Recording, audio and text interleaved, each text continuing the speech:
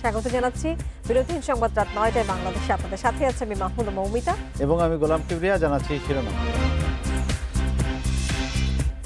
চিকিৎসার জন্য খালেদা জিয়াকে বিদেশে নেয়ার আবেদনে আইন মন্ত্রণালয়ের মতামত, শিগগিরই চূড়ান্ত সিদ্ধান্ত।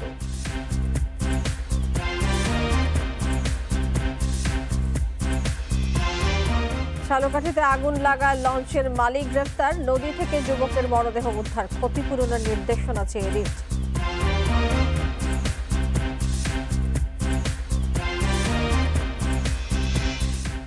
আদি বুড়িগঙ্গা নদীর তীর উদ্ধারে দ্বিতীয় দিনের অভিযান, বহুতল ভবন সহ কমপক্ষে 20টি অবৈধ স্থাপনা উচ্ছেদ।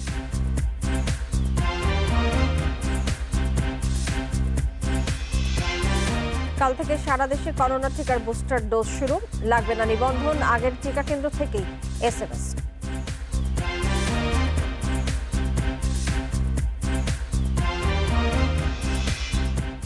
ভরা মৌসুমেও কেজিতে 2 থেকে 8 টাকা বেড়েছে চালের দাম, 5 মাস ধরে মূল্যস্ফীতি বেড়ে পৌঁছেছে 6%।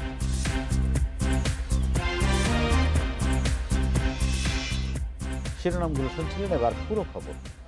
চিকিৎসার জন্য খালেদা জিয়াকে বিদেশে নেয়ার আবেদনে আইন মন্ত্রণালয় মতামত দিয়ে স্বরাষ্ট্র মন্ত্রণালয়ে পাঠিয়েছে। শিগগিরই জানানো হবে সরকারের সিদ্ধান্ত। সচিবালয়ে আজ এ তথ্য জানিয়েছেন আইনমন্ত্রী আনিসুল হক। 2 মামলায় দণ্ডিত বিএনপি চেয়ারপারসন বেগম খালেদা জিয়া 1.5 মাস ধরে রাজধানীর এভার কেয়ার হাসপাতালে লিভার সিরোসিস সহ বেশ কয়েকটি জটিল রোগে ভোগায় তাকে বিদেশে নিয়ে উন্নত চিকিৎসার দাবি জানিয়ে সরকারের কাছে আবেদন করেছেন তার ভাই। খালেদা জিয়ার ভাইয়ের আবেদনে মতামত দিয়ে আবেদনটি স্বরাষ্ট্র মন্ত্রণালয়ে পাঠিয়েছে আইন মন্ত্রণালয়। আইন ও স্বরাষ্ট্র মন্ত্রণালয় হয়ে আবেদনটি যাবে প্রধানমন্ত্রীর দপ্তরে, সেখানেই হবে চূড়ান্ত সিদ্ধান্ত।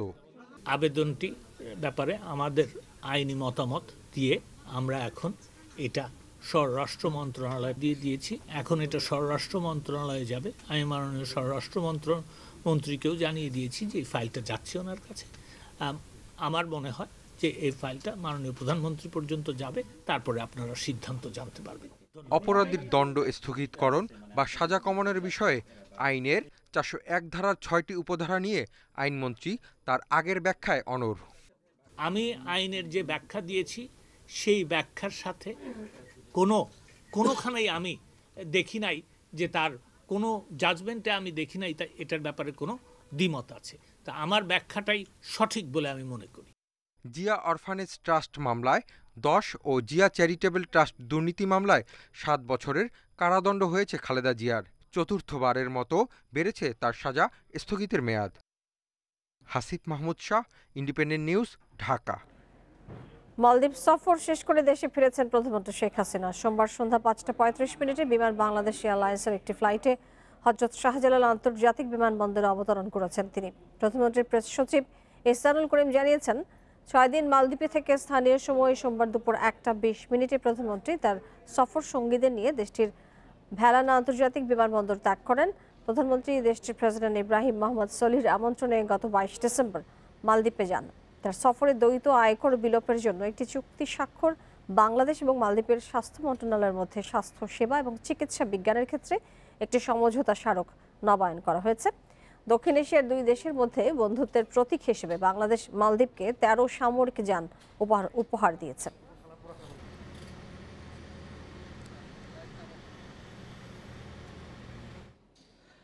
নির্বাচন কমিশন গঠনে আইন প্রণয়ন সহ রাষ্ট্রপতির কাছে 4 দফার দাবি জানিয়েছে তরিকত ফেডারেশন। 5 জন গ্রহণযোগ্য ব্যক্তি নিয়ে সার্চ কমিটি গঠনের প্রস্তাবও দিয়েছে তারা। রাষ্ট্রপতি বলেন, রাজনীতিকে সঠিক পথে পরিচালিত করতে হলে রাজনৈতিক দলগুলোকেই এগিয়ে আসতে হবে। নির্বাচন কমিশন পুনর্গঠনে রাষ্ট্রপতির সাথে ধারাবাহিক সংলাপের 4র্থ দিনে প্রথম দফায় বৈঠক করেছে বাংলাদেশ তরিকত ফেডারেশন। বিকেলে বঙ্গভবনে দলটির মহাসচিব ডক্টর আহমদ আব্দুল কাদেরের নেতৃত্বে 8 সদস্যের প্রতিনিধি এ সংলাপে অংশ নেন। রাষ্ট্রপতি মোহাম্মদ আব্দুল হামিদ নির্বাচন কমিশন আইন গঠনে সহমত প্রকাশ করেছেন বলে জানান তরিকত ফেডারেশনের নেতারা।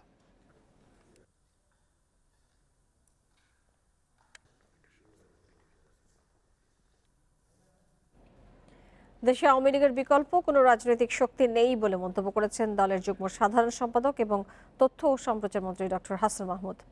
সোমবার দুপুরে সচিবালয়ে চতুর্থ ধাপের ইউপি নির্বাচন নিয়ে সাংবাদিকদের প্রশ্নের জবাবে এই মন্তব্য করেছেন তিনি। হাসান মাহমুদ বলেছেন, ইউপি নির্বাচনে আওয়ামী লীগের পর সবচেয়ে বেশি দলের বিদ্রোহীরা জিতেছে। তারপরে আছে বিএনপি। তারা দলীয়ভাবে অংশ না নিলেও স্বতন্ত্রভাবে তাদের প্রার্থী ছিল। তাদের হাতে গোনা কয়েকজন জয় পেয়েছেন। আরেক প্রশ্নের জবাবে তথ্যমন্ত্রী বলেছেন, বিএনপির চিকিৎসকদের তত্ত্বাবধানেই খালেদা জিয়া চিকিৎসা নিচ্ছেন। তার স্বাস্থ্যের অবনতি হলে বিএনপি এর জন্য দায়ী থাকবে। আওয়ামী লীগের বিকল্প আওয়ামী লীগ, কারণ আওয়ামী লীগ প্রার্থীদের পরের অবস্থান হচ্ছে, নৌকা প্রতীকের পরের অবস্থান হচ্ছে আওয়ামী লীগের থেকে যারা মনোনয়ন বঞ্চিত তাদের অবস্থান। তো এতে বোঝা যায় আওয়ামী লীগের জনপ্রিয়তা কোনোভাবেই কমেনি, বরং বেড়েছে। বর্তমান রাজনৈতিক সংকট নিরসনে জাতীয় সরকার প্রস্তাবনা উপস্থাপন করেছেন জাতীয় সমাজতান্ত্রিক দলের সভাপতি আসম আব্দুর রব। সোমবার বিকেলে জাতীয় প্রেস ক্লাবে এক আলোচনা সভায় তিনি এই প্রস্তাব উপস্থাপন করেন। জাতীয় প্রেস ক্লাবে জাসদের উদ্যোগে আয়োজিত এই অনুষ্ঠানে যোগ দেন আরও কিছু সমমনা রাজনৈতিক দলের নেতারা। জাসদের সভাপতি আসম আব্দুর রব রাজনৈতিক দলগুলোর মধ্যে আলোচনায় ভিত্তিতে জাতীয় সরকার গঠনের পরামর্শ দিয়েছেন। তিনি বলেন, জাতীয় সরকারের লক্ষ্য হবে একটি মানবিক রাষ্ট্র নির্মাণ করা। জাতীয় সরকারের 6 দফা তুলে ধরেন তিনি। এর মধ্যে রয়েছে মুক্তিযুদ্ধের চেতনায় সামাজিক সুবিচারের ভিত্তিতে রাষ্ট্র পরিচালনা করা, জনগণের ভোটাধিকার ও আইনের শাসন প্রতিষ্ঠা, বিচার বিভাগের স্বাধীনতা নিশ্চিত করা, রাজবন্দীদের মুক্তি ও গায়েবী মামলা প্রত্যাহার, এছাড়াও অবাধ, সুষ্ঠু ও নিরপেক্ষ নির্বাচনের লক্ষ্যে একটি স্বাধীন নির্বাচন কমিশন প্রতিষ্ঠা করা।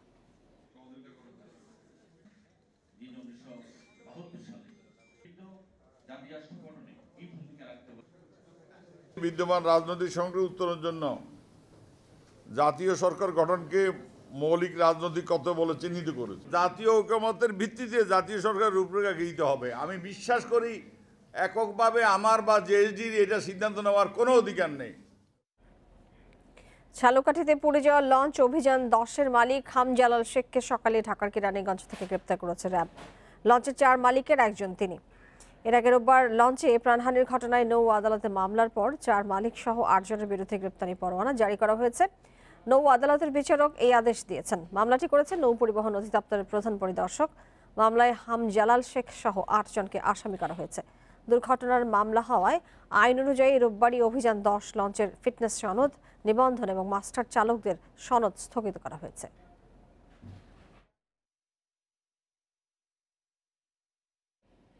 বরগুনাগামী এমভি অভিযান 10 লঞ্চে অগ্নিকাণ্ডে যাদের গাফিলতি রয়েছে তাদের চিহ্নিত করে বিচারের আওতায় আনতে হবে বলেছেন মানবাধিকার কমিশনের চেয়ারম্যান নাসিমা বেগম।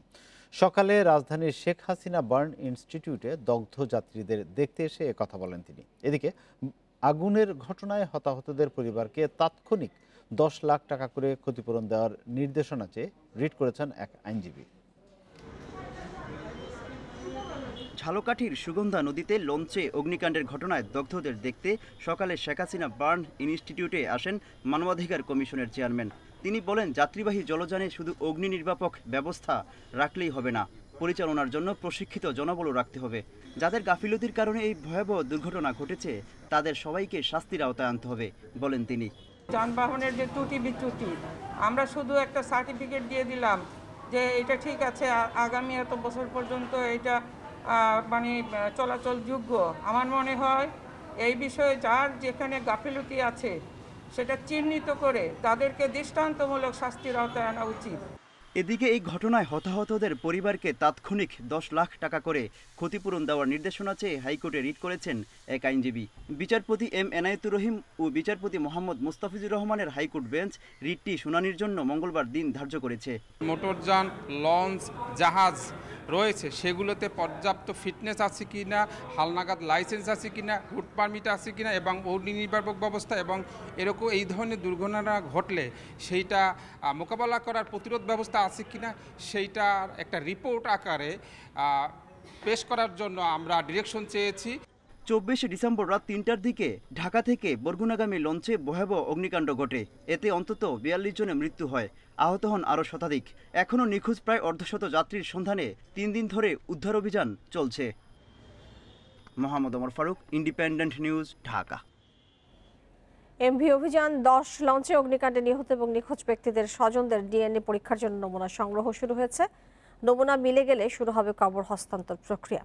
এদিকে নিরাপদ লঞ্চ ভ্রমণের দাবিতে মানববন্ধন করেছে যাত্রী অধিকার সংরক্ষণ কমিটি। আগুনে পুড়ে গেছে 2 হাত 2 পা, পুড়েছে শরীরের বিভিন্ন অংশ। তারপরেও মা আর ছোট বোনের মরদেহ খুঁজে পেতে বরিশাল শেরেবাংলা মেডিকেল থেকে নমুনা দিতে বরগুনা সদর হাসপাতালে এসেছেন জিসান শিকদার রনি।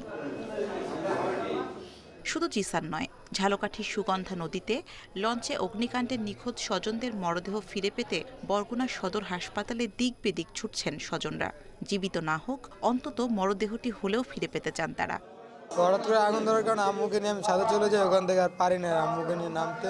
জীবিত ভাই পাই বা লাশটাও তো আমার দরকার ভাইয়া, তাও তো আমি আমার মনকে সান্ত্বনা দিতে পারবো। আমরা আশাবাদী যদি ডিএনএ টেস্টে মিলে, আল্লাহ যদি রহমত করে, তো আমরা কবরটা দিতে দেখতে পারবো। এখন পর্যন্ত আমাদের 3 জনের একজনও পাওয়া যায়নি। এই আমার ভাইয়ের ছবি। জেলা প্রশাসক জানান, নিখোঁজের স্বজনদের নমুনা মিলে গেলে শুরু হবে কবর হস্তান্তর প্রক্রিয়া। আমরা আজকে তাদের ডিএনএ স্যাম্পল গ্রহণ করছি এবং ডিএনএ স্যাম্পলের মাধ্যমে যদি কোনো লাশ শনাক্ত, অর্থাৎ কোনো যারা আমাদের কবর তাদের শনাক্ত হন, তাহলে আমরা তাদের স্বজনদেরকে কবরটি বুঝিয়ে দেব। এদিকে লঞ্চ কর্তৃপক্ষের সর্বোচ্চ শাস্তি ও অগ্নি নির্বাপক যন্ত্র নিশ্চিত করা সহ 7 দফা দাবিতে বরগুনায় মানববন্ধন করেছে যাত্রী অধিকার সংরক্ষণ কমিটি। লঞ্চ ছাড়া পূর্বে দেখার কথা, সেটি দেখে তারা লঞ্চ দুর্ঘটনা হয়ে যাওয়ার পরে তদন্ত কমিটি গঠন করা হয়। প্রতিবারই আমরা দেখছি বিভিন্ন দুর্ঘটনার পরে তদন্ত কমিটি গঠন করা হয়, বিভিন্ন ফল বের হয়ে আসে। ডিএনএ নমুনার সংগ্রহ হয়েছে ঝালকাঠিতেও। সোমবার বিকেলে জেলার পৌর মিনি পার্কে 3 সদস্যের ফরেনসিক দল নমুনা সংগ্রহ করেন। পোস্টমর্টমের সময় যে লাশগুলি পাওয়া গিয়েছিল তাদের প্রোফাইলটি সংগ্রহ করে রাখা হয়েছে, আর এখন যারা আসছে তাদের প্রোফাইলটাও আমরা নিব। 2টা ম্যাচ করার পরে আমরা তখন এই জিনিসটা তাদেরকে দিতে পারবো। এদিকে ঝালকাঠির বিষখালী নদীর নাপিতের হাট এলাকা থেকে ভাসমান একটি মরদেহ উদ্ধার করেছে পুলিশ। মরদেহের শরীরে পোড়া দাগ থাকায় লঞ্চ দুর্ঘটনায় নিহত বলে ধারণা পুলিশের।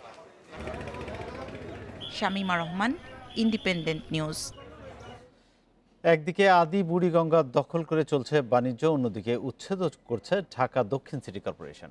সংস্থাটির এমন দ্বিমুখী আচরণে বিস্মিত অনেকেই। এদিকে রাজধানীর কামরাঙ্গীচর মৌজায় সোমবার 6 তলা 2টি এবং 5 তলা 2টি ভবনসহ 20টি স্থাপনা উচ্ছেদ করা হয়েছে। এতে দখলমুক্ত হয়েছে বুড়িগঙ্গার আধা কিলোমিটার এলাকা। রাজধানীর কামরাঙ্গীরচর মৌজার সেকশন এলাকা, এখানে বেড়িবাঁধের পশ্চিম দিকে বুড়িগঙ্গার আদি চ্যানেল দখল করে ফলের আড়ত বানিয়েছে দক্ষিণ সিটি কর্পোরেশন। বছরে 40 লাখ টাকা ইজারাও দেওয়া হয়েছে। আমরা এটা ইজারা লিছি, আপনি টেন্ডার দিয়েছেন, আমি ইজারা লিছি, বুঝছেন? তো এটা মনে করেন যে এটা নদী রইলে যে সরকারের প্রয়োজন হবে, সরকার এটা ইজারা বাদ করে দিব। অথচ একই মৌজার শহীদনগর এলাকায় উচ্ছেদ অভিযান চালিয়েছে ঢাকা দক্ষিণ ও জেলা প্রশাসন। সিটি কর্পোরেশনের দ্বিমুখী আচরণে ক্ষুব্ধ স্থানীয়রা। কয়েকদিন আগে আমরা দেখলাম যে এদিক দিয়ে উচ্ছেদ চালালো, আদি বুড়িগঙ্গার এদিক দিয়ে উচ্ছেদ চালালো বিআইডব্লিউটিএ, দক্ষিণ সিটি কর্পোরেশন, সব কিছু। তারাই আবার ইজারা দিল কিভাবে? একদিকে কর্তৃপক্ষ উচ্ছেদ করছে, আর একদিকে দখল করছে। অভিযানস্থলে সিটি কর্পোরেশনের দায়িত্বশীল কেউ ছিল না। নদী দখলের বিষয়ে ফোনে জানতে চাইলে এড়িয়ে যান সংশ্লিষ্ট সিটি কর্পোরেশনের কর্মকর্তা। শহীদনগর এলাকায় 20টি স্থাপনা উচ্ছেদ করা হয়েছে, তবে জমির বৈধ কাগজ রয়েছে দাবি করে ক্ষতিপূরণ চান ভবন মালিকরা। আমার এই বাড়িতে কেনই বা আপনারা দলিল দিলেন, কেনই বা আপনারা খাজনা ট্যাক্স নিলেন, কেনই বা পানির লাইন দিলেন, গ্যাসের লাইন দিলেন, কেনই বা এখন অবৈধ বলছেন? আমার ট্যাক্স খাজনা আমি সব দিতেছি, আমার চাই পেপার ঠিক আছে, আমি হাজারীবাগ মৌজার লোক, আমারে কেন জোর করে ভাঙতে যায়? প্রশাসন বলছে বুড়িগঙ্গা এখানে এসে কিছুটা বাঁক নিয়ে ইউ আকৃতির হয়ে ঢুকেছে ভেতরে। পাশাপাশি বুড়িগঙ্গার আদি চ্যানেলের দাগও রয়েছে এই অংশে, তাই এ চ্যানেল দখলমুক্ত করতেই এ অভিযান। মহামান্য আদালত বলছে একটা সার্ভে রিপোর্ট মহামান্য আদালত দিয়ে দিয়েছে আমাদেরকে আদি চ্যানেল অবমুক্ত করে দেওয়ার জন্য। যত অবৈধ স্থাপনা আছে জেলা প্রশাসনের নেতৃত্বে বিআইডব্লিউটি এটা উচ্ছেদ করে দিবে, বাকি এটা সংরক্ষণ করা, এটা উন্নয়ন করা ঢাকা দক্ষিণ সিটি কর্পোরেশন করবে। আদি বুড়িগঙ্গার চ্যানেল চিহ্নিত করতে জরিপ চলে প্রায় 1.5 বছর। পরে সেটি হাইকোর্টে জমা দিলে 6 মাসের মধ্যে দখলমুক্ত করার নির্দেশনা দেয় আদালত। আল আমিন হোসেন, ইন্ডিপেন্ডেন্ট নিউজ, ঢাকা। আওয়ামী লীগের উপদেষ্টা মণ্ডলীর সদস্য এবং ফেনী 2 আসনের সাবেক সংসদ সদস্য জয়নাল হাজারী মারা গেছেন। তার মৃত্যুতে শোক জানিয়েছেন রাষ্ট্রপতি এবং প্রধানমন্ত্রী শেখ হাসিনা।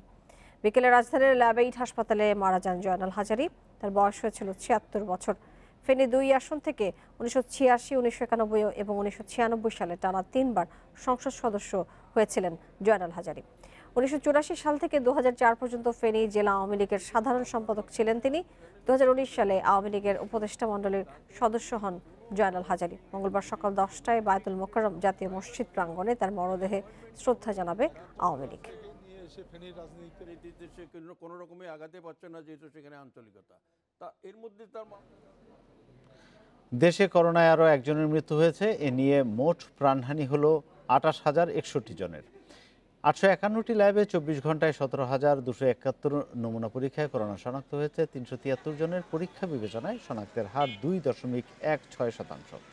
সোমবার স্বাস্থ্য অধিদপ্তরের বিজ্ঞপ্তিতে জানানো হয়, দেশে মোট করোনা আক্রান্তের সংখ্যা দাঁড়ালো 15,83,626 জনের। সুস্থ হয়েছেন আরও 323 জন। এ নিয়ে মোট সুস্থ 15,47,750 জন।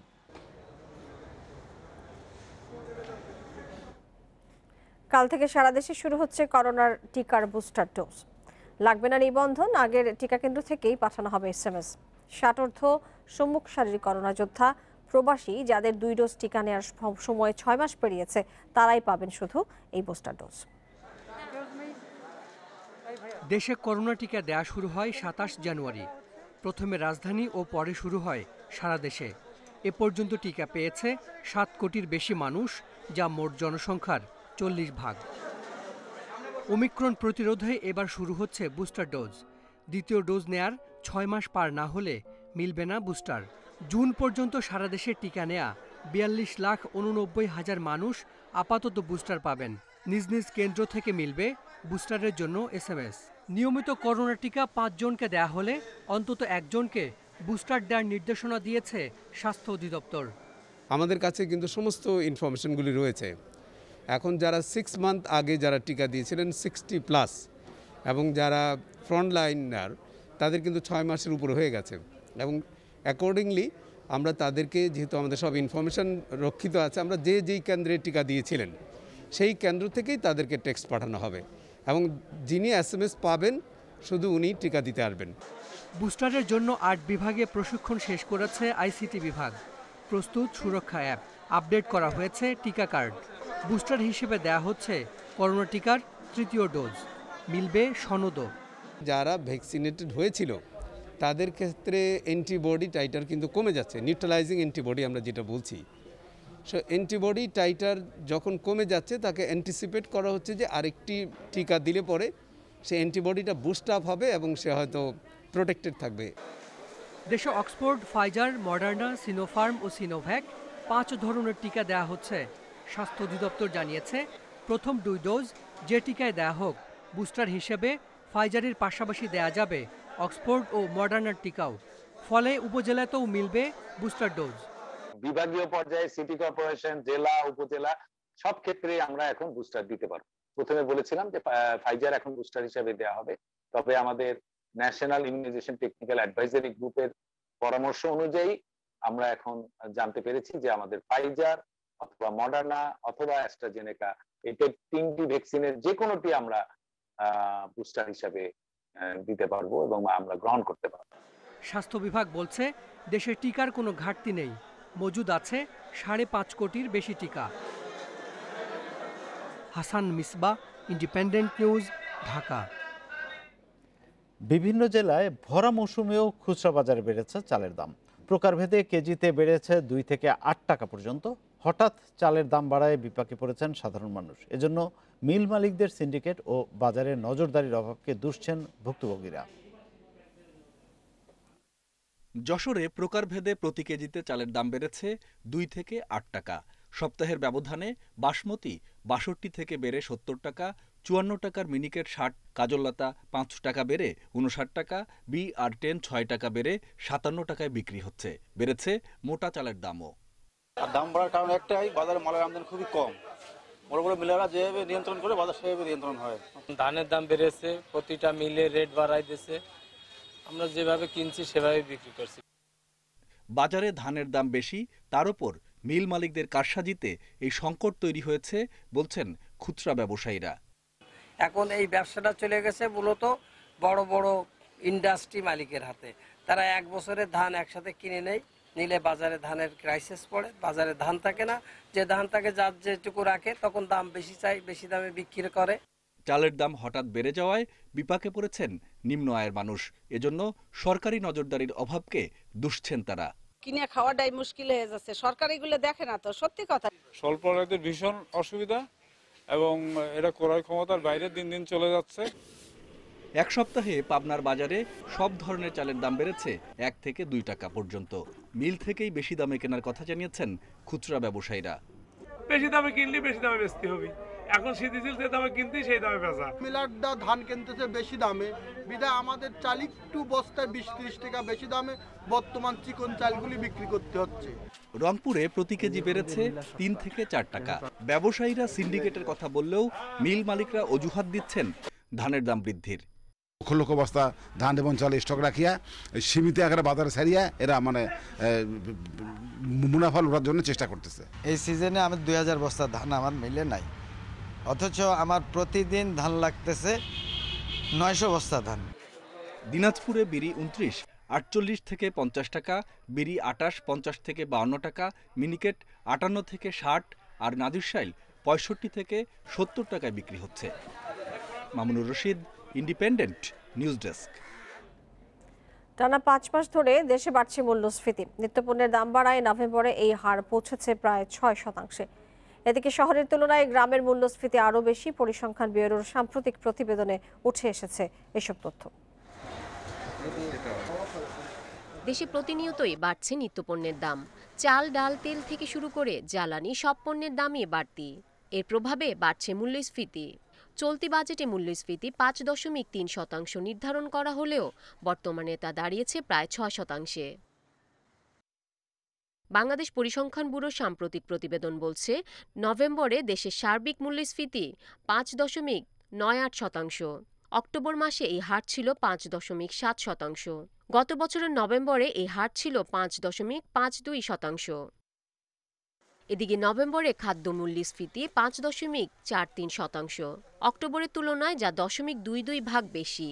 আর খাদ্য বহির্ভূত মূল্যস্ফীতি 1 মাসে 0.39% বেড়ে হয়েছে 6.87%।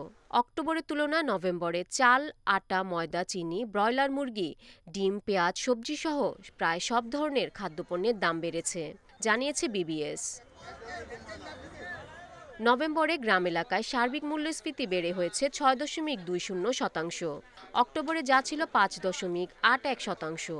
শুধু খাদ্য মূল্যস্ফীতি 5.62% থেকে বেড়ে নভেম্বরে দাঁড়িয়েছে 5.90%। Irin Khatun, Independent news, Dhaka. এবার খেলার খবর জানিয়ে দিচ্ছি শিরোনামগুলো। বিপিএলের প্লেয়ার্স ড্রাফট সম্পন্ন। রিয়াদ, তামিম, মাশরাফিকে নিয়ে ঢাকার বাজিমাত। সাকিবের বরিশালে ক্রিস গেইল।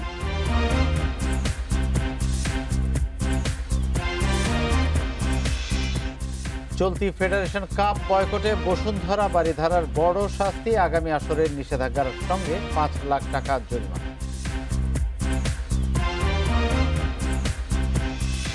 বিপিএল প্লেয়ার্স ড্রাফটে চমক দেখিয়েছে ঢাকা। মাহমুদুল্লাহর সাথে মাশরাফি ও তামিমকে দলে নিয়েছে তারা। সাকিবের বরিশালে খেলবে শান্ত চৌহান, আছে উইন্ডিজ মেগাস্টার ক্রিস গেইল। মুস্তাফিজের কুমিল্লা নিয়েছে লিটন ইমরুলকে, খুলনায় আছেন মুশফিক সৌম্য। 1 মৌসুম পর ফিরে সফলভাবে বিপিএল আয়োজন করতে চায় গভর্নিং কাউন্সিল।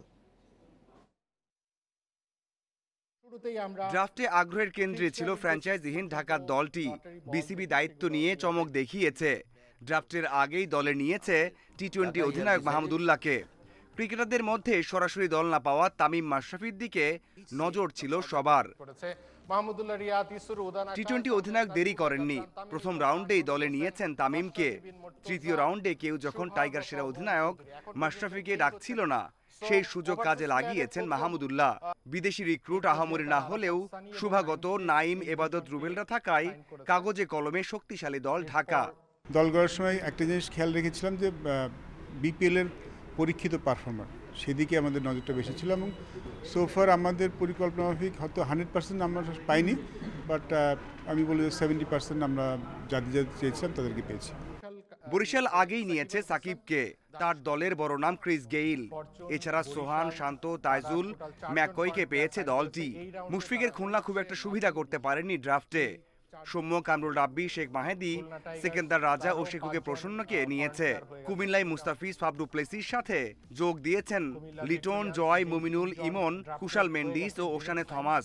যে টিমের একটা প্রত্যাশা ছিল বা আমাদের মাঝে যেটা হিসাব ছিল, ক্যালকুলেশন ছিল, আই থিঙ্ক আমরা অলমোস্ট 80% সেটা ফুলফিল করতে পেরেছি।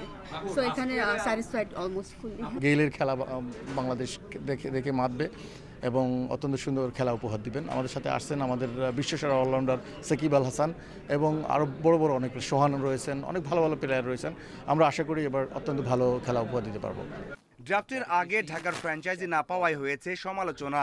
তবে বিপিএল এ ক্রিকেটারদের পারিশ্রমিক নিয়ে ঝামেলা এড়ানো ও সফল করতে এমন সিদ্ধান্ত জানিয়েছে কর্তৃপক্ষ। আমাদের এই বিপিএলটা কিন্তু একটা বেশ দীর্ঘ পরিক্রমা পার হয়ে আসছে, লম্বা পথ। এইবারের ক্ষেত্রেও আমরা চেয়েছি যাতে কোনো কন্ট্রোভার্সি ক্রিয়েট না হয়। সে আমাদের যে রুলস রেগুলেশনগুলি ছিল ফিনান্সিয়াল খেলতে, আদার কমপ্লেন্স ইস্যু, এগুলি মিট না করলে কিন্তু আমরা কোনো কাউকে টিম ওনারশিপটা দিব না। 21 জানুয়ারি শুরু হবে বিপিএল এর 8ম আসর। ঢাকা, চট্টগ্রাম, সিলেটের 3 ভেন্যুতে হবে সবগুলো ম্যাচ। মাঝারুল ইসলাম, ইন্ডিপেন্ডেন্ট নিউজ। বিপিএলে একই দলে খেলবেন টাইগার ক্রিকেটের 3 সুপারস্টার তামিম, মাহমুদুল্লাহ এবং মাশরাফি। অনেকদিন পর একসাথে খেলতে পারায় রোমাঞ্চিত বাংলাদেশের ওয়ানডে এবং টি20 অধিনায়ক। বিশ্বকাপের আগে থেকে চলে আসা নানা গুঞ্জনেরও জবাব দিয়েছেন তামিম, মাহমুদুল্লাহ। টি20 বিশ্বকাপের আগে মাশরাফির কাছে মাহমুদুল্লাহর এভাবে ছুটে যাওয়া, আলিঙ্গন করা আবেগী করেছিল ভক্ত সমর্থকদের, সৃষ্টি করেছিল আফসোসেরও। আর হয়তো একসাথে দেখা যাবে না দুই মহাতারকাকে। অপেক্ষা আক্ষেপের পরিসমাপ্তি হয়েছে দারুণভাবে। এ দুজনের সাথে ঢাকায় দেখা যাবে তামিমকেও। শুধু সমর্থক নয়, রোমাঞ্চিত টাইগারদের 2 অধিনায়কও। আমি, রিয়াদ ভাই, মাশরাফি ভাই এক টিমে খেলবো, বাট এটা আমি শিওর দর্শকদের জন্য এটা একটা বড় জিনিস হবে। But end of the day আমরা we want to do well in this tournament.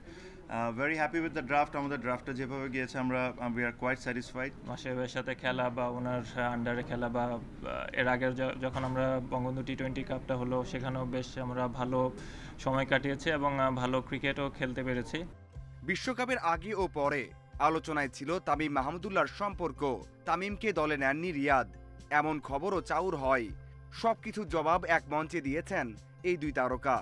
অনেক কিছু আর কি আমার হাতে নেই এখন। মানুষ অনেক কিছুই অনেক সময় ভাবে, বাট আমি সবসময় আমার তরফ থেকে বিশ্বাস করতাম যে আমাদের যে বন্ডিং বা আমাদের রিলেশন সবসময় ভালো ছিল। আমি তো অ্যাকচুয়ালি পিকড হয়েছি ড্রাফটে। রিয়াদ ভাই ওয়াজ পিকড অ্যাজ অ্যান আইকন। তো রিয়াদ ভাই আমাকে পিক করার পর রিয়াদ ভাই ফোন করে আমাকে বললো যে তুই একটু তাড়াতাড়ি আয়। তো যদি আমাদের সম্পর্ক এতই খারাপ থাকতো তাহলে থাকেন আমি আসতাম না, ঠিক না? তারকা বিদেশি ক্রিকেটার না পেলেও রুবেল, শফিউল, এবাদত, নাইমের মতো ক্রিকেটার থাকায় ঢাকা দল নিয়ে আশাবাদী দুজনই। 3 পাণ্ডবের মধ্যে অধিনায়কত্ব করবেন কে, সেই প্রশ্নে তামিম এগিয়ে রেখেছেন মাহমুদুল্লাহকে। মাঝারুল ইসলাম, ইন্ডিপেন্ডেন্ট নিউজ। কাল থেকে 2 দিনের অনুশীলন ম্যাচ বাংলাদেশের। বে ওভালে প্রতিপক্ষ নিউজিল্যান্ড একাদশ। প্রথম সূচিতে 2টি প্রস্তুতি ম্যাচ খেলার কথা থাকলেও করোনা সংকটে এখন একটি ম্যাচ খেলেই নিতে হবে টেস্ট সিরিজের চ্যালেঞ্জ। গত 1 সপ্তাহের অনুশীলনে বেশ আশাবাদী নির্বাচক আব্দুর রাজ্জাক। বিশেষ করে তরুণদের দিকে তাকিয়ে আছেন তিনি। অনুশীলন তো অনেক হলো, এবার প্র্যাকটিস ম্যাচের চ্যালেঞ্জ টাইগারদের সামনে। মাউন্ট মঙ্গানুয়ের টেস্ট ভেন্যুর পাশের আরেকটি মাঠে হবে 2 দিনের প্রস্তুতি ম্যাচ। 28-29 ম্যাচ প্র্যাকটিসের পরের 2 দিন চূড়ান্ত অনুশীলন। আর নতুন বছরের প্রথম দিনেই ব্ল্যাক ক্যাপদের বিপক্ষে সাদা পোশাকের চ্যালেঞ্জ। ফার্স্ট 2 দিনের ম্যাচ যেটা আগামীকাল থেকে শুরু হবে, আশা করা যাচ্ছে যে বেশ ভালোই হবে। এবং সবথেকে বড় ব্যাপার যে এখানে এই পাশেই মাঠে খেলা, তো আমাদের ওই অ্যাটমসফিয়ারটা পরিচিত হবে এবং ছেলেরা বেশ পজিটিভ আছে, ওরা ভালো করার জন্য ইগারলি ওয়েট করতেছে। অনুশীলনে এখন নেট সেশনেই বেশি গুরুত্ব। সব ব্যাটারি নিউজিল্যান্ডের পেস বাউন্সের পাশাপাশি বাড়তি বাতাসের সঙ্গে মানিয়ে নেওয়ার চ্যালেঞ্জে ইতিবাচক থাকছেন। কোয়ারেন্টাইনের পরে যে প্র্যাকটিস সেশনগুলো হয়েছে আসলে বেশ ভালো, দেখে সবাইকে বেশ পজিটিভ মনে হচ্ছে এবং সবাই খুব সুন্দরভাবে কোপ আপ করার চেষ্টা করছে এবং আমার কাছে মনে হচ্ছে যে মোটামুটি রিকভার করে ফেলছে সবাই। Spin bowling coach Rangana Herat corona কাটিয়ে সময়ের আগেই দলের সঙ্গে যোগ দেন একদিন আগে। অনুশীলনে তিনি প্রচণ্ড মনোযোগী। নিউজিল্যান্ডের মাঠে এখন পর্যন্ত কোনো ধরনের সাফল্য নেই বাংলাদেশের। ভালো কিছুর জন্য ব্যক্তি নয়, দল হিসেবেই পারফর্ম করতে হবে টাইগারদের। Rakibul Hasan, independent news. Federation cup boycott করায় বসুন্ধরা কিংস এবং উত্তর বারিধারাকে শাস্তি দিয়েছে বাফুফে। আগামী আসরের জন্য নিষিদ্ধ এই দুটি ক্লাব, পাশাপাশি তাদের 5 লাখ টাকা জরিমানাও করা হয়েছে। সোমবার ডিসিপ্লিনারি কমিটির সভায় এই সিদ্ধান্ত নেওয়া হয়েছে। ফেডারেশন কাপের পৃষ্ঠপোষক বসুন্ধরা গ্রুপ, অথচ ওদের দল বসুন্ধরা কিংস টুর্নামেন্ট বয়কট করে হইচই ফেলে দেয়। উদ্বোধনী দিনের পরিস্থিতি নতুন সংকট তৈরি করে ঘরোয়া ফুটবলে। প্রতিপক্ষ দল না থাকা, রেফারিদের নিয়ম রক্ষার অপেক্ষা আবারও ক্লাব বাফুফের দূরত্ব সামনে নিয়ে আসে।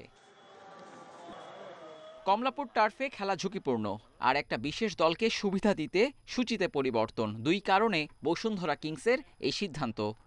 আমি নিজেও অনেকটা অসহায়, কারণ আমাদের চিঠি কোনো গুরুত্ব দেয় না। বাংলাদেশে ফুটবলের দলবদল, সূচি প্রণয়ন, এমনকি ফিকচার শুধুমাত্র একটি বিশেষ ক্লাব সুবিধাদের জন্য প্রণয়ন করা হয়ে থাকে। আমি মনে করি যখন সে আমার কলিগই হন এবং তিনি টিমও পরিচালনা করছেন, সেই ক্ষেত্রে অবশ্যই তিনি যখন কথা বলবেন তিনি তো অবশ্যই সেই দিকটা দৃষ্টি রেখেই তিনি কথা বলাটা বা কোনো বক্তব্য রাখাটা সমীচীন হবে বলে আমি মনে করি।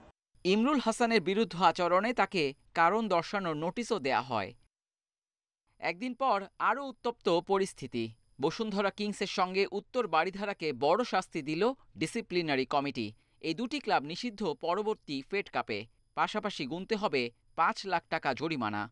বসুন্ধরা কিংসের কাছ থেকে আমরা কোনো উত্তর পাইনি, বাট নির্দিষ্ট সময়সীমার পরে আসলে কী কী কাগজপত্র পাওয়া গিয়েছে, কী ডকুমেন্টস এবং পেপারস হাতে রয়েছে, সকল বিষয়গুলো নিয়েই আমাদের ডিসিপ্লিনারি কমিটি কম্প্রিহেন্সিভ ডিসিশনটা নিয়েছে। তবে সিদ্ধান্তের বিপক্ষে আপিল করার সুযোগ রাখছে বাফুফে, আর অংশ না নেওয়া আরেক দল মুক্তিযোদ্ধার বিরুদ্ধেও দ্রুত সিদ্ধান্ত জানাবে ফেডারেশন। তাদেরকে কিন্তু সেই দিনই চিঠি দেওয়া হয় এবং তাদেরকে 24 ঘন্টা সময় দেওয়া হয় উত্তর দেওয়ার জন্য। আবার গতকালকে মুক্তিযোদ্ধা সংসদ ক্রীড়াচক্র তারা মাঠে আসেনি, তাদেরকেও কিন্তু গতকালকে পত্র প্রেরণ করা হয় এবং তাদেরকেও আসলে 24 ঘন্টা সময় দিয়ে আজকে সন্ধ্যা 6টা পর্যন্ত সময় দিয়ে কিন্তু তাদের কাছে উত্তর চাওয়া হয়। বসুন্ধরা কিংস কোন পথে এগোবে? সভাপতি ইমরুল হাসান গণমাধ্যম এড়ানোয় উত্তর মেলেনি। দুপক্ষের দূরত্ব বাড়লেই বিপদ, আর সমঝোতায় সমাধান হলেই কাটতে পারে এই সংকট। Abidur Rahman, independent news, Dhaka. আর এই ছিল খেলার খবরে। এবার অন্যান্য প্রসঙ্গ।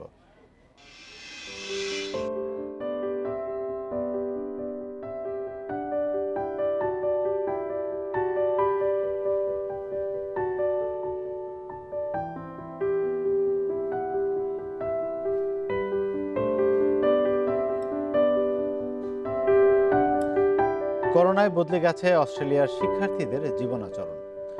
মূলধারার শিক্ষা ব্যবস্থায় দেখা দিয়েছে অনীহা, জনপ্রিয়তা বাড়ছে বিকল্প ধারার অনলাইন ক্লাসে। এ ব্যবস্থা চালু রাখতে তারা শিক্ষানীতিতেও পরিবর্তন চান। অভিভাবকরাও অনলাইন স্কুলিংকেই গুরুত্ব দিচ্ছেন, তবে এতে সায় নেই স্কুল কর্তৃপক্ষের।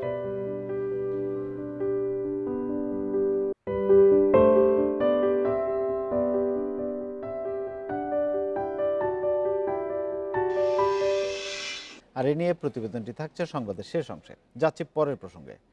কক্সবাজারে পর্যটককে ধর্ষণের কথা স্বীকার করেছে মামলার প্রধান আসামি আশিক। গ্রেপ্তারের পর সংবাদ সম্মেলনে র্যাব জানায়, কক্সবাজারের পর্যটকদের টার্গেট করে নানা অপকর্ম করত তার সহযোগীরা। তার ব্ল্যাকমেইলিংয়ের শিকার ওই এলাকার আইনশৃঙ্খলা রক্ষাকারী বাহিনীর সদস্যরাও। তার বিরুদ্ধে রয়েছে অন্তত 12টি মামলা। 23 ডিসেম্বর এক নারী কক্সবাজার সদর মডেল থানায় দলবদ্ধ ধর্ষণের অভিযোগে মামলা করেন। স্বামী সন্তানকে জিম্মি করে ওই নারীকে ধর্ষণ করা হয় বলে মামলায় অভিযোগ করা হয়। আদালতে জবানবন্দিতে ওই নারী অভিযোগ করেন, আশিকের নেতৃত্বে 3 জন প্রথমে ঝুপড়ি চায়ের দোকানে নিয়ে তাকে ধর্ষণ করেন। এরপর তার স্বামী ও 8 মাসের সন্তানকে হত্যার ভয় দেখিয়ে কলাতলির জিয়া গেস্টিনে নিয়ে দ্বিতীয় দফায় তাকে ধর্ষণ করা হয়। এই মামলার প্রধান আসামি মোহাম্মদ আশিককে মাদারীপুর থেকে গ্রেপ্তার করেছে র্যাব। সংবাদ সম্মেলনে র্যাব জানায়, আশিক গত 1 দশক ধরে কক্সবাজারে অপরাধের অভয়ারণ্য গড়ে তুলেছে। তার গ্যাংয়ে রয়েছে অন্তত 30 জন সদস্য। সে এই পর্যটন এলাকায় বিভিন্ন হোটেল ম্যানেজারদের সাথে যোগ সাজসে যারা বিভিন্ন সময় পর্যটক আসতো সুযোগ বুঝে তাদেরকে ফাঁদে ফেলে ব্ল্যাকমেল করত। র্যাব বলছে বিভিন্ন হোটেল ম্যানেজারদের সাথে সম্পর্ক স্থাপন করে পর্যটকদের ফাঁদে ফেলে টাকা আদায় করত আশিক ও তার গ্যাংয়ের সদস্যরা। তার বিরুদ্ধে বিভিন্ন হোটেলের কক্ষ দখল করার অভিযোগ পেয়েছে র্যাব। চাঁদা দিতে অস্বীকৃতি জানানোর ফলে 22 তারিখে সন্ধ্যার দিকে লাবণী বিচ এরিয়া থেকে ভিকটিমের স্বামী এবং সন্তানের সামনে থেকে তাকে সিএনজিতে করে অপহরণ করা হয়। পরবর্তীতে তাকে এই গ্রেফতারকৃত আশিক তাকে ধর্ষণ করে। আশিক সরাসরি কোনো দলীয় রাজনীতির সাথে জড়িত না থাকলেও ছদ্মবেশে বিভিন্ন দলের আশ্রয়ে ছিল। ধর্ষণের পর আত্মগোপনের জন্য দাড়ি ও ভ্রু কেটে ফেলে সে। সুলতানা জাহান মিতু, ইন্ডিপেন্ডেন্ট নিউজ, ঢাকা।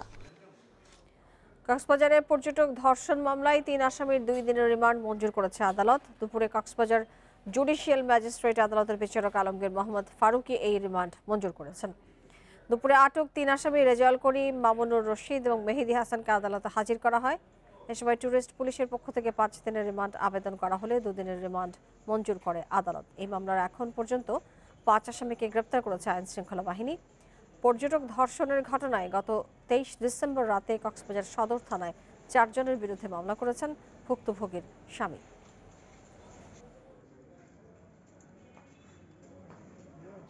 দুবাইয়ে থাকা শীর্ষ সন্ত্রাসী জিসান, তার ভাই শামীম ও কারাগারে থাকা মৃত্যুদণ্ডপ্রাপ্ত আসামি ছক্কা মামুন গড়ে তোলে 7 জনের ক্যাডার বাহিনী। এরা বাড্ডা, ভাটারা, রামপুরা ও বনানীর ব্যবসায়ীদের কাছে চাঁদা দাবি করত। সম্প্রতি বাড্ডায় এক জেনারেটর ব্যবসায়ী চাঁদা না দেয় তাকে গুলি করে হত্যা চেষ্টা করার অভিযোগ ওঠে। ওই মামলায় বান্দরবান ও রামপুরায় অভিযান চালিয়ে অস্ত্র, গুলি ও ইয়াবাসহ 7 জনকেই গ্রেপ্তার করে গোয়েন্দা পুলিশ। 12 নভেম্বর রাজধানীর বাড্ডার জেনারেটর ব্যবসায়ী শহীদুল ইসলাম টুটুলকে ফোনে সন্ত্রাসী পরিচয় দিয়ে চাঁদা দাবি করা হয় 5 লাখ টাকা। টাকা না দেয়ায় প্রতিষ্ঠানের সামনে গুলিও ছোড়ে সন্ত্রাসীরা। বাড্ডা থানায় মামলার পর ডিবির তদন্তে হাতে আসে সিসিটিভি ফুটেজ, যেখানে গুলি করে পালানোর দৃশ্য ধরা পড়ে। ফুটেজ পর্যালোচনা করে রামপুরে অভিযান চালিয়ে অস্ত্র ব্যবহার করে গুলি করা সন্ত্রাসী মোহাম্মদ নাসিরকে গ্রেপ্তার করে ডিবি। তার তথ্যে বান্দরবানের দুর্গম এলাকা ও বাড্ডায় অভিযান চালিয়ে একে একে 6 জনকে গ্রেপ্তার করা হয়। আমি তো অস্ত্রটা নিয়েছি সাবুদ্দিন বর্তিজা, আর অস্ত্রটা আমি দিয়েছি রামপুরা টিভি সেন্টারের সামনে। তো জীবন ভাইয়ের কাছে আমি ওটা জমা দিছি অস্ত্রটা, তারপর আমার 2000 টাকা দিয়েছে।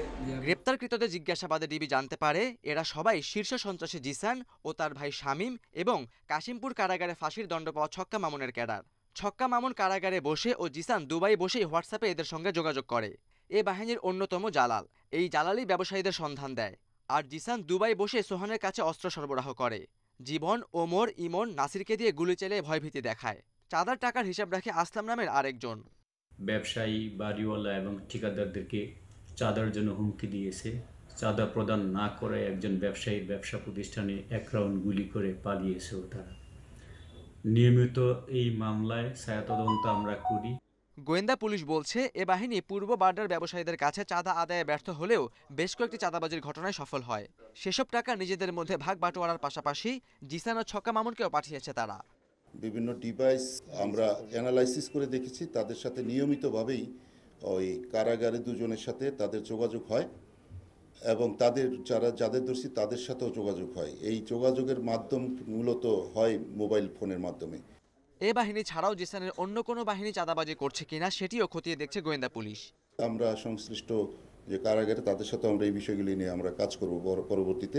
Khaled Raihan, independent news, Dhaka. 5 দিনব্যাপী রিহাবের আবাসন মেলার প্রায় 400 কোটি টাকার ফ্ল্যাট, প্লট এবং বাণিজ্যিক স্পেসের বিক্রি এবং বুকিং দিয়েছেন ক্রেতারা। এর মধ্যে ফ্ল্যাট বিক্রি এবং বুকিং হচ্ছে 198 কোটি টাকার। এছাড়া প্লট 125 কোটি এবং বাণিজ্যিক স্পেস 74 কোটি 38 লাখ টাকার বুকিং এবং বিক্রি হয়েছে। পাশাপাশি ব্যাংক কমিটমেন্ট এসেছে প্রায় 1,500 কোটি টাকার।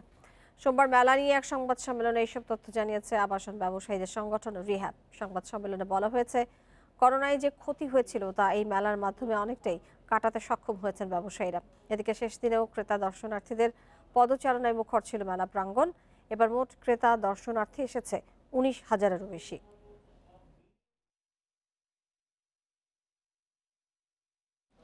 অস্ট্রেলিয়ায় জনপ্রিয়তা বাড়ছে বিকল্প ধারার শিক্ষার। মূলধারা থেকে অনেকেই এখন সরে আসছেন। করোনা মহামারী জীবনযাত্রার পরিবর্তনের কারণে শিক্ষা নিয়ে অভিভাবকদের চিন্তা বদলাচ্ছে। তারা মনে করছেন শিক্ষানীতিতেও পরিবর্তন আনা প্রয়োজন। করোনার কারণে হোম স্কুলে পড়াশোনা চলছিল আরিয়ার। কিছুদিন হলো তাসমানিয়ার একটি মূলধারার স্কুলে ফিরেছে সে, কিন্তু মানিয়ে নিতে পারছে না পরিবেশের সঙ্গে। তার উপর সে কিছুটা বিশেষ বৈশিষ্ট্য সম্পন্ন, তাই এখন অনলাইন স্কুলিংকে গুরুত্ব দিচ্ছেন তার মা। করোনা মহামারীর কারণে অনেকটাই বদলে গেছে অস্ট্রেলিয়ার শিক্ষা ব্যবস্থা। স্কুলগুলো খুলে দেয়া হলেও এখনও ঝুঁকি এড়াতে হোম স্কুলেই আগ্রহ বেশি অভিভাবকদের। হোম এডুকেশন অ্যাসোসিয়েশনের তথ্য অনুযায়ী নিউ সাউথ ওয়েলস ও ভিক্টোরিয়ায় হোম স্কুলে ভর্তির হার 2019 সালের তুলনায় 2020 সালে অন্তত 20% বেড়েছে, যদিও তাসমানিয়ায় এই হার বেড়েছে 9%। এই শিক্ষার্থীরা আমাদের বিদ্যালয় থেকেই আসছে, এমন না তারা অভিবাসী। তাই সময় এসেছে আমাদের গতানুগতিক শিক্ষাধারায় পরিবর্তন আনার। তবে প্রাইমারি প্রিন্সিপাল অ্যাসোসিয়েশন বলছে স্কুলে গিয়ে শিক্ষা গ্রহণ একটি শিশুর জন্য সব দিক থেকে বেশি কার্যকর। হোমস্কুলের সিদ্ধান্ত নেওয়ার আগে অভিভাবকের আরও বেশি চিন্তাভাবনা করা উচিত, কারণ স্কুলে শিক্ষা নেওয়া একটি শিশুকে প্রাতিষ্ঠানিক শিক্ষা ছাড়াও আরও অনেক কিছুই শেখায়।